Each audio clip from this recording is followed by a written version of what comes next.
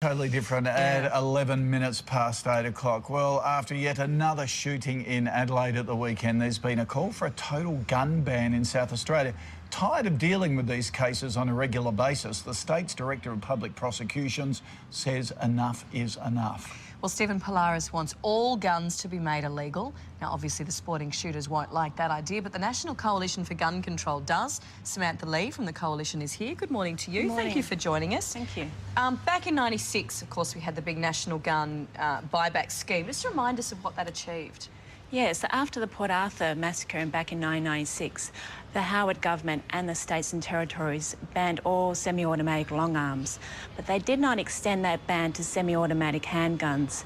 Now, we've seen some great benefits from the ban of long arms. We've seen a reduction in firearm deaths in Australia and hospitalisations and suicides. So I'd like to see that ban extended to semi-automatic handguns. OK, but the DPP in South Australia says total ban. Now, for all of us who don't own a gun and we see horrific pictures in the United States and terrible gun stories here in Australia, just how feasible is it, though, for a total ban?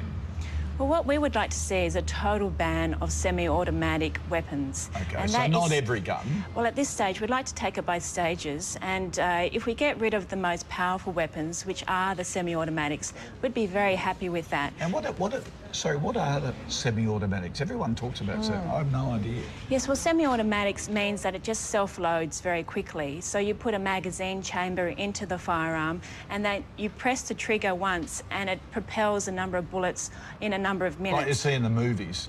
That's right, yes. Okay. And when you think of Port Arthur, the massacre, Martin Bryant had 2 semi-automatic rifles, and in just a few minutes, he killed 35 people and injured 19 others. OK, so as opposed to a gun that does one bullet at a time. That's right. Now, sporting shooters will argue that they need semi-automatic firearms to do their sport.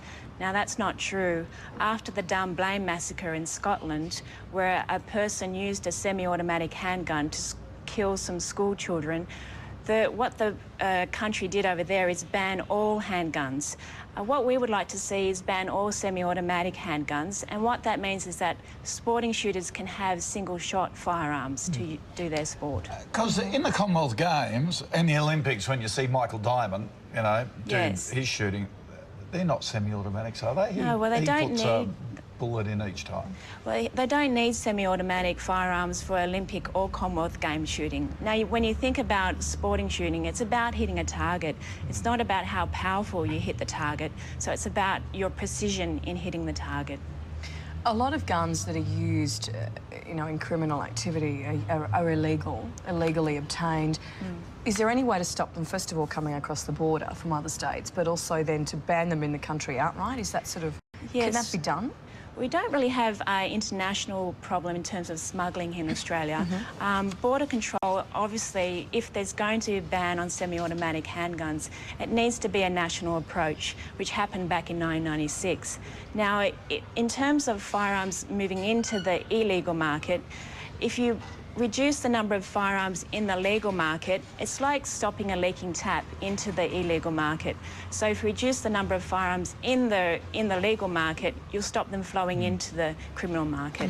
What about farmers, people in the bush? Because they actually do need them, don't they, for running their farms? Well, certain firearms are legal, and in rural areas you can have a rifle.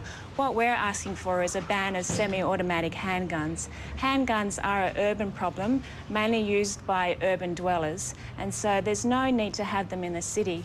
They're particularly dangerous because they're so easy to conceal, and if you can walk around a city area with the semi-automatic handguns, it's a very big concern. Yep. Obviously, the election is fast approaching. Would you like to see this back on the political agenda? We certainly would.